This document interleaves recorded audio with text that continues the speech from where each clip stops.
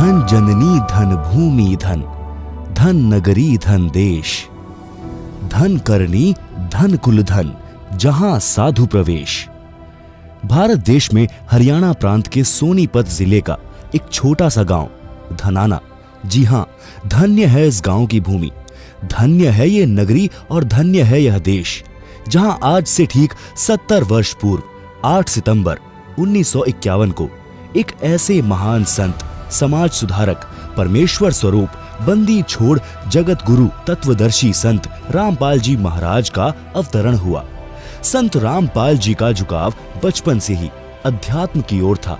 पढ़ाई पूरी होने के बाद संत जी हरियाणा सरकार के सिंचाई विभाग में जूनियर इंजीनियर के पद पर नियुक्त हुए, जिसके बाद 1988 को 37 वर्ष की आयु में संत रामपाल जी की मुलाकात परम पूज्य कबीर पंथी संत स्वामी राम देवानंद जी महाराज जी से हुई, जिनसे गुरु दीक्षा लेकर संत रामपाल जी ने तन मन से सक्रिय होकर गुरुदेव स्वामी राम देवानंद जी द्वारा बताए भक्ति मार्ग से साधना की तथा परमेश्वर का साक्षात्कार किया, जिसके कुछ वर्ष बाद परम पूज्य संत स्वामी राम देवानंद जी ने सन 1993 में सत्संग तथा 1994 में दीक्षा देने की आज्ञा संत रामपाल महाराज जी को दी और कहा कि रामपाल, पूरे विश्व में तेरे बराबर कोई संत नहीं होगा।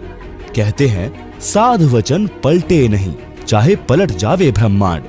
साल भर बाद ही पाठों की संख्या और संगत के अधिक बढ़ने के कारण भक्ति मार्ग में लीन होकर सन 1995 में संत रामपाल जी महाराज ने अपनी जूनियर इंजीनियर की नौकरी से त्याग पत्र दे दिया तथा इस जन कल्याण व परोपकारी मिशन को आगे बढ़ाने के लिए निकल पड़े।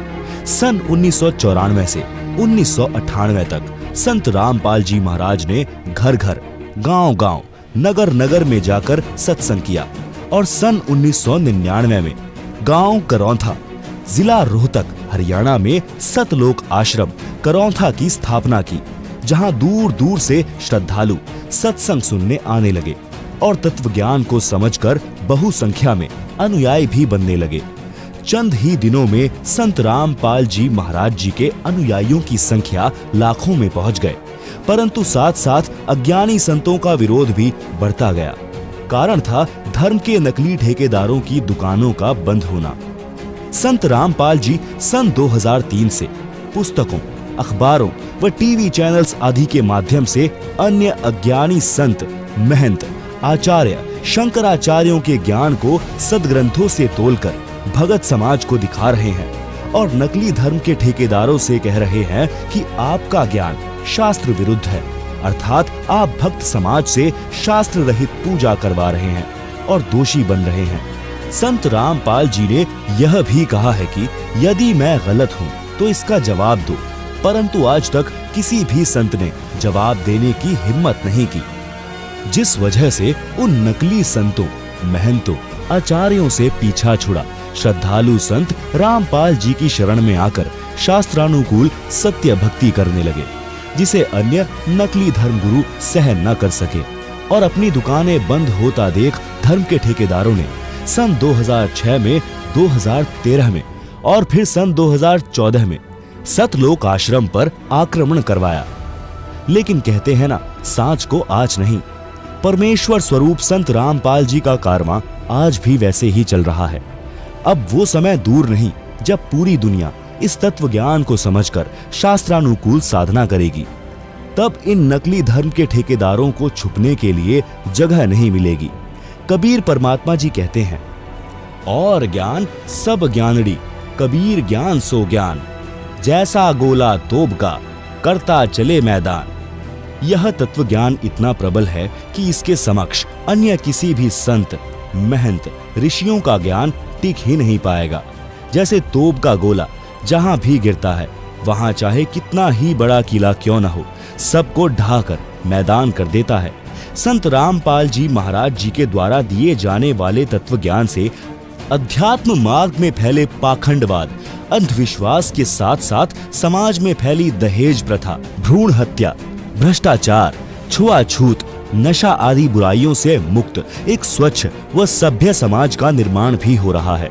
अब वह समय आ गया है जब सर्व अज्ञानी धर्मगुरु, संत, महंत, आचार्य, शंकराचार्य इस तत्व ज्ञान को स्वीकार करने पर विवश हो जाएंगे।